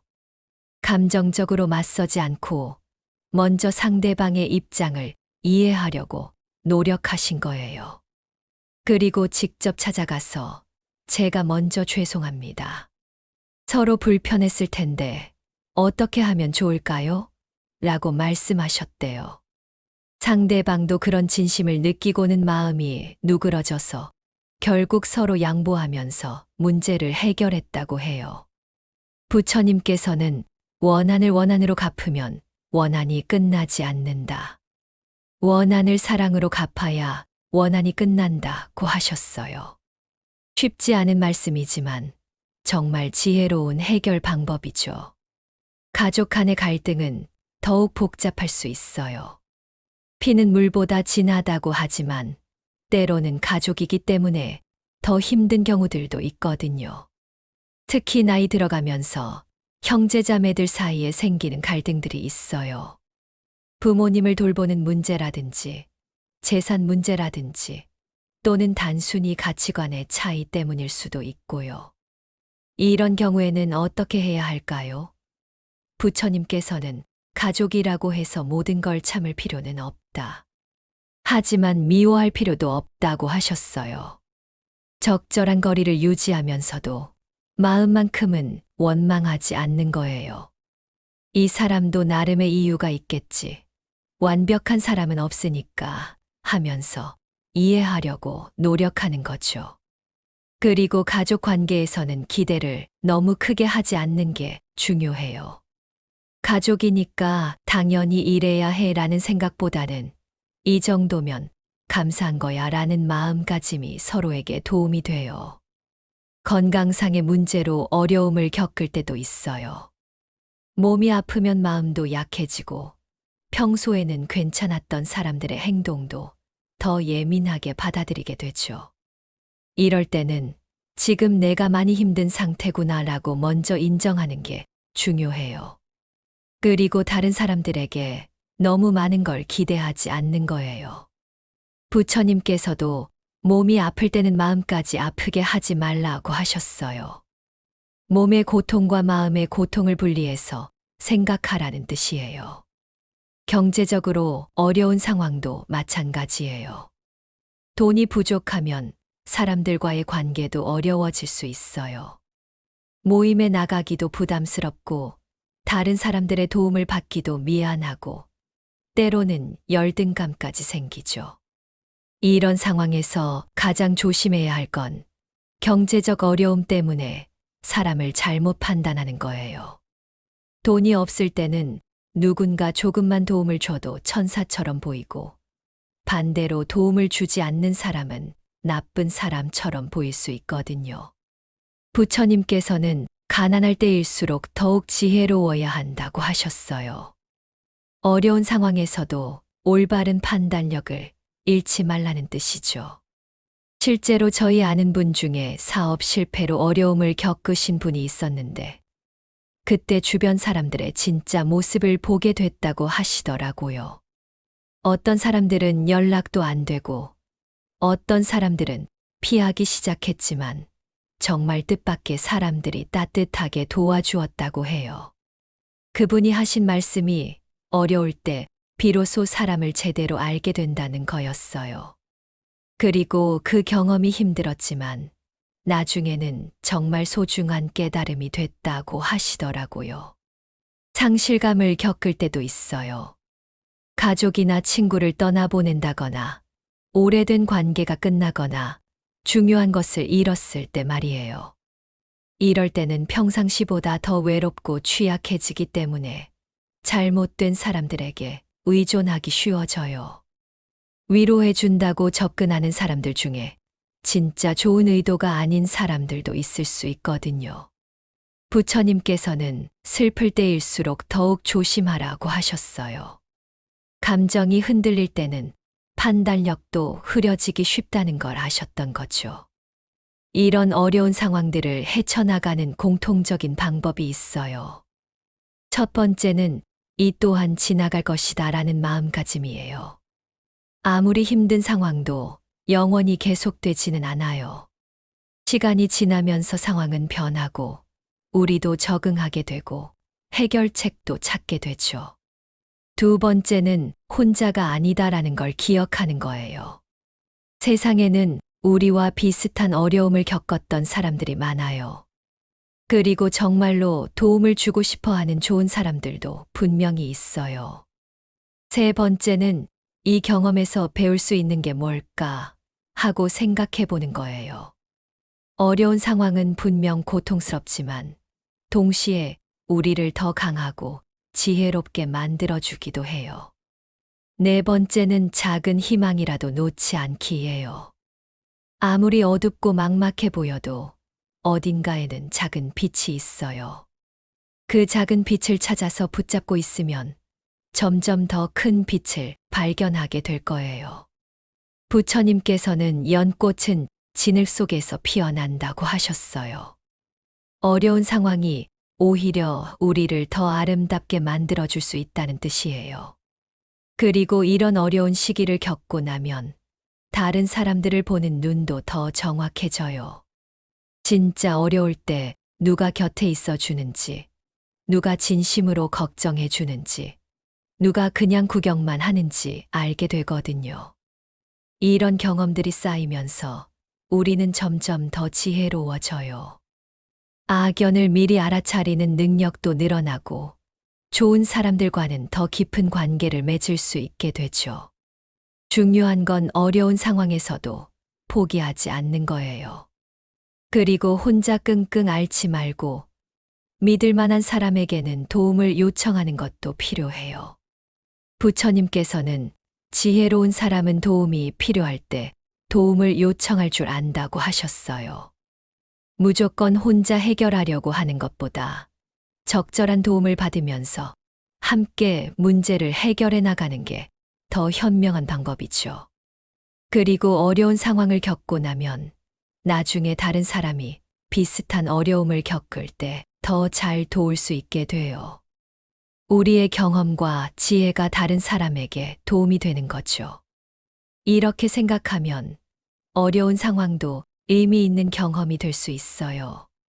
그냥 견디고 버티는 게 아니라 그 속에서 배우고 성장하는 기회로 만드는 거예요. 다음 시간에는 이런 모든 경험들을 바탕으로 어떻게 지혜롭게 살아갈 수 있는지 부처님의 가르침을 통해 알아보겠습니다. 이제 우리가 배운 모든 것들을 어떻게 일상생활에 적용해서 지혜롭게 살아갈 수 있는지 이야기해 보려고 해요. 살아보니까 인생에서 가장 중요한 건 사람을 제대로 보는 눈을 갖는 것 같아요. 좋은 사람들과 함께하면 인생이 풍요로워지고 악연에 휘말리면 에너지만 낭비하게 되죠. 부처님께서 말씀하신 지혜로운 삶의 첫 번째 원칙은 욕심 부리지 않고 살기예요. 사람 관계에서도 욕심을 부리면 문제가 생겨요. 이 사람이 나한테 이런 걸 해줬으면 좋겠다. 저 사람은 나를 더 좋아해야 해. 이런 욕심들 말이에요. 욕심을 부리면 상대방도 부담스러워하고 관계가 어색해질 수 있어요. 대신 이 사람과 이 정도 관계면 감사한 거야 하는 마음으로 지내면 오히려 더 좋은 관계가 될 수 있어요. 저희 동네에 정말 인기가 많은 할머니 한 분이 계세요. 그분을 보면 절대 남한테 뭔가를 바라거나 요구하지 않으세요. 그냥 자신이 할 수 있는 만큼 다른 사람들을 도와주시고 받는 건 당연하게 여기지 않고 항상 감사해 하시거든요. 그런 모습이 오히려 사람들을 더 끌어들이는 것 같아요. 두 번째 원칙은 남과 비교하지 않기예요.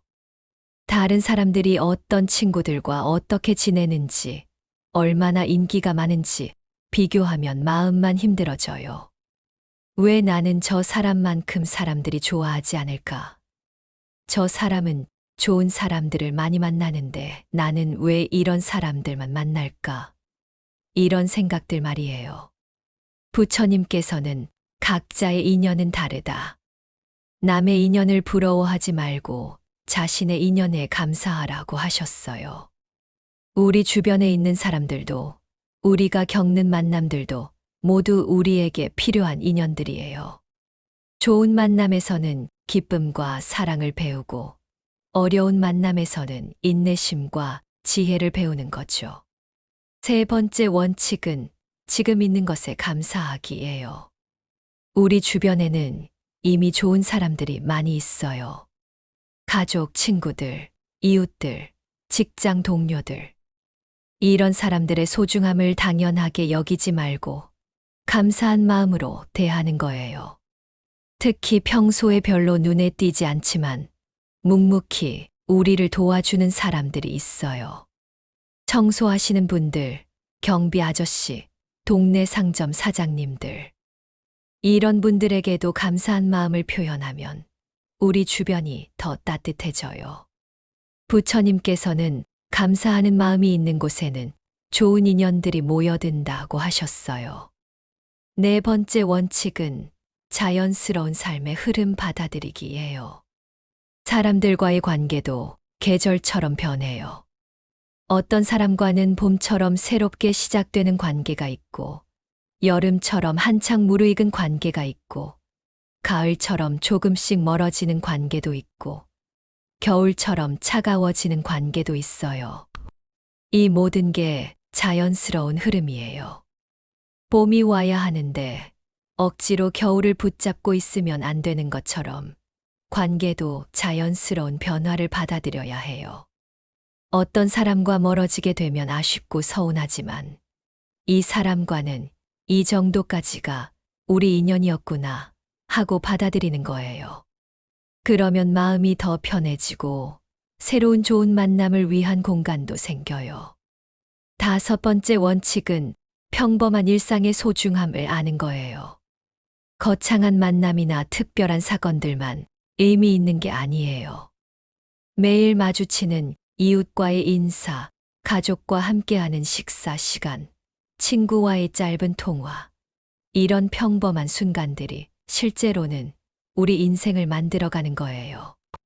이런 일상적인 만남들을 소중히 여기고 그 안에서 작은 기쁨을 찾는 사람이 정말 지혜로운 사람이에요. 부처님께서도 작은 것에서 큰 행복을 찾는 사람이 진정으로 행복한 사람이다라고 하셨어요. 여섯 번째 원칙은 악연에 대한 지혜로운 태도예요. 악연을 완전히 피할 수는 없어요. 살다 보면 분명히 어려운 사람들을 만나게 되죠. 하지만 그런 만남들도 의미가 있어요. 우리를 더 강하게 만들어주고 더 지혜롭게 만들어주거든요. 중요한 건 악연에 휘말려서 에너지를 낭비하지 않는 거예요. 적절한 거리를 유지하면서 마음은 평정심을 잃지 않는 거죠. 그리고 악연이라고 해서 그 사람을 미워할 필요는 없어요. 이 사람도 나름의 사정이 있겠지. 완벽한 사람은 없으니까 하면서 이해하려고 노력하되 거리는 적절히 두는 거예요. 부처님께서는 원수도 스승이 될 수 있다. 그들을 통해 인내심을 배우기 때문이다 라고 하셨어요. 일곱 번째 원칙은 먼저 베푸는 마음이에요. 좋은 사람들과 관계를 맺고 싶다면 먼저 우리가 좋은 사람이 되어야 해요. 다른 사람들에게 친절하고 도움이 되고 긍정적인 에너지를 주는 사람이 되는 거죠. 저 사람이 나한테 친절하면 나도 친절하게 대해야지. 이런 식으로 기다리지 말고 먼저 친절을 베푸는 거예요. 그러면 좋은 사람들이 자연스럽게 우리 주변에 모여들게 될 거예요. 여덟 번째 원칙은 자신만의 속도 인정하기예요. 어떤 사람들은 금세 친해지고 어떤 사람들은 시간이 오래 걸려요. 어떤 사람들은 많은 사람들과 넓게 사귀고 어떤 사람들은 소수의 사람들과 깊게 사귀죠. 이 모든 게 다 괜찮아요. 자신의 성격과 스타일에 맞는 방식으로 사람들과 관계를 맺으면 되는 거예요. 남들과 똑같이 할 필요는 없어요. 부처님께서는 각자의 걸음걸이가 다르다. 자신의 속도로 걸어가면 된다고 하셨어요. 마지막으로 아홉 번째 원칙은 용서하는 마음이에요. 살다 보면 실망하게 되는 사람들도 있고 상처를 주는 사람들도 있어요. 하지만 그런 일들을 계속 마음에 담아두고 있으면 우리만 힘들어져요. 용서한다고 해서 그 사람과 다시 가까워져야 한다는 건 아니에요. 마음의 짐을 내려놓는 거예요. 이제 그만 나는 평안하게 살겠다 하고 결정하는 거죠. 부처님께서는 용서는 상대방을 위한 것이 아니라 자신을 위한 것이다 라고 하셨어요. 이런 원칙들을 완벽하게 지킬 필요는 없어요. 가끔 실수해도 괜찮고, 때로는 감정에 휘둘려도 괜찮아요. 중요한 건 계속 배우고 성장하려는 마음을 갖는 거죠. 지혜롭게 산다는 건 완벽하게 사는 게 아니라 실수를 통해 배우고 경험을 통해 성장하고 서로를 이해하며 살아가는 거예요. 다음 시간에는 지금까지 배운 모든 내용을 정리하면서 앞으로 어떤 마음가짐으로 살아가면 좋을지 마지막 이야기를 나누겠습니다. 오늘은 우리가 함께 나눈 이야기들을 마무리하는 시간이에요. 지금까지 정말 긴 여행을 함께 해주셔서 고맙습니다. 처음에 시작할 때는 이런 징조가 보이면 즉시 그 사람을 피하라는 제목으로 시작했지만 실제로 우리가 나눈 이야기는 단순히 사람을 피하는 방법이 아니었어요. 오히려 사람을 더 깊이 이해하고 더 지혜롭게 만나는 방법에 대한 이야기였죠. 부처님의 가르침을 통해서 우리가 배운 건 세상에는 정말 다양한 사람들이 있다는 거예요. 좋은 사람도 있고 조심해야 할 사람도 있고 그 중간쯤 되는 평범한 사람들도 많이 있어요. 중요한 건 이런 다양한 사람들을 만나면서도 우리 자신은 흔들리지 않고 평정심을 유지하는 거예요. 좋은 사람을 만나면 감사한 마음으로 받아들이고 어려운 사람을 만나면 지혜롭게 대처하는 거죠. 지금까지 배운 내용들을 한번 정리해 볼게요. 먼저 우리는 악연이 무엇인지 배웠어요. 단순히 나쁜 사람이 아니라 서로에게 해가 되는 관계, 한쪽이나 양쪽 모두에게 고통을 가져다 주는 인연이라는 걸 알게 됐죠. 그리고 부처님께서 겪으신 실제 이야기들을 통해서 어떤 징조들을 주의 깊게 봐야 하는지 배웠어요. 데바다타처럼 질투심이 많고 뒤에서 험담하는 사람들, 겉과 속이 다른 사람들, 자신의 이익만 생각하는 사람들의 특징을 알게 됐어요. 우리 자신의 마음을 들여다보는 시간도 가졌어요.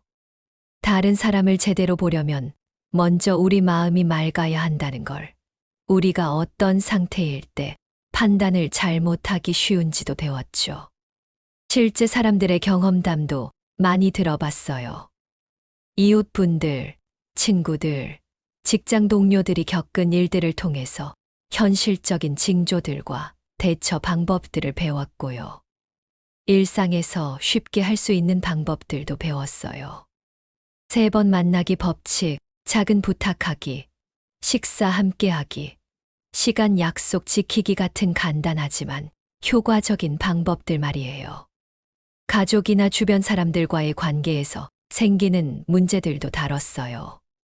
성인 자녀, 배우자, 오래된 친구들과의 관계 변화를 어떻게 받아들이고 대처할지 배웠죠. 마음을 더 깊이 들여다보는 시간도 가졌어요. 자신을 성찰하고 과거 경험이 현재 판단에 미치는 영향을 이해하고 두려움이나 욕망이 우리를 어떻게 흔드는지 배웠어요. 어려운 상황을 헤쳐나가는 방법도 배웠어요. 직장에서의 갈등, 이웃과의 문제, 가족 간의 어려움, 경제적 곤란, 상실감 등을 지혜롭게 대처하는 법을 익혔죠. 그리고 마지막으로 지혜롭게 살아가는 원칙들을 배웠어요. 욕심 부리지 않기, 남과 비교하지 않기, 감사하는 마음, 자연스러운 흐름 받아들이기, 평범한 일상의 소중함, 먼저 베푸는 마음 같은 것들 말이에요. 이 모든 내용들이 완벽하지 않아도 괜찮아요. 처음에는 어색하고 어려울 수도 있어요. 가끔 실수하거나 감정에 휘둘릴 수도 있고요. 하지만 그런 것들이 모두 자연스러운 과정이에요. 부처님께서도 지혜는 하루아침에 생기는 게 아니다. 매일매일 조금씩 쌓여가는 것이다 라고 하셨거든요. 중요한 건 포기하지 않는 거예요. 실수했다고 해서 난 안 돼라고 생각하지 말고 아, 이런 것도 배우는 과정이구나 하고 받아들이는 거죠. 그리고 이런 지혜들을 억지로 다른 사람들에게 강요하지는 마세요.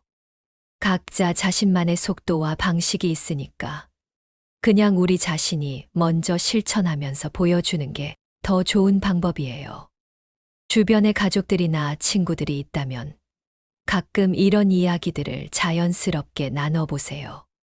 요즘 이런 생각을 해보게 돼 하는 식으로 대화를 나누다 보면 서로에게 도움이 될 수 있어요. 그리고 혹시 이런 내용들이 기억나지 않더라도 걱정하지 마세요. 언제든 다시 들어보셔도 되고 필요한 부분만 골라서 들어보셔도 돼요. 가장 중요한 건 이런 가르침들이 우리를 더 행복하게 만들어 주어야 한다는 거예요.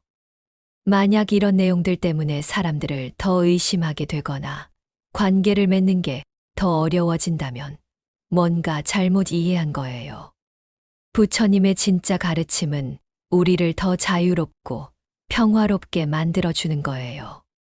악연을 피하는 것도 결국 더 좋은 사람들과 더 깊고 의미 있는 관계를 맺기 위해서죠. 앞으로 새로운 사람들을 만나게 될 때 부담 갖지 마세요. 그냥 편안한 마음으로, 열린 마음으로 만나시되 우리가 배운 지혜들을 조금씩 활용해 보세요. 그리고 기존에 알고 있던 사람들과의 관계도 새로운 시각으로 바라보게 될 거예요. 어떤 분들은 더 소중하게 느껴질 수 있고, 어떤 분들과는 적당한 거리를 두게 될 수도 있어요. 이 모든 게 자연스러운 과정이에요. 무엇보다 우리 자신을 너무 엄격하게 판단하지 마세요. 우리도 완벽하지 않고 때로는 다른 사람들에게 실망을 주거나 상처를 줄 수도 있어요. 그럴 때는 솔직하게 인정하고 사과할 일은 사과하고 고칠 일은 고쳐나가면 되는 거예요. 부처님께서 마지막으로 하신 말씀이 있어요. 모든 만남은 배움이고 모든 이별도 배움이다. 감사하며 받아들이고 지혜롭게 보내라. 부처님께서 마지막으로 하신 말씀이 있어요. 모든 만남은 배움이고 모든 이별도 배움이다. 감사하며 받아들이고 지혜롭게 보내라. 우리가 앞으로 만날 모든 사람들, 그리고 이미 알고 있는 모든 분들과의 관계가 더욱 아름답고 의미 있게 되기를 바라요. 악연을 구별하는 지혜를 배운 건 사람들을 멀리하기 위해서가 아니라 진짜 좋은 사람들과 더 가까워지기 위해서예요. 에너지를 낭비하지 않고 정말 소중한 관계에 집중할 수 있게 되는 거죠. 그리고 이런 지혜가 있으면 마음이 더 편안해져요. 이 사람이 나를 어떻게 생각할까? 저 사람은 왜 저런 행동을 할까? 하는 불안감이 줄어들고 대신 그럴 수도 있지 하는 여유로움이 생겨요. 무엇보다 우리 자신이 더 좋은 사람이 될 수 있어요. 다른 사람들을 이해하게 되고 인내심도 늘어나고 감사하는 마음도 커지고 베푸는 기쁨도 알게 되죠.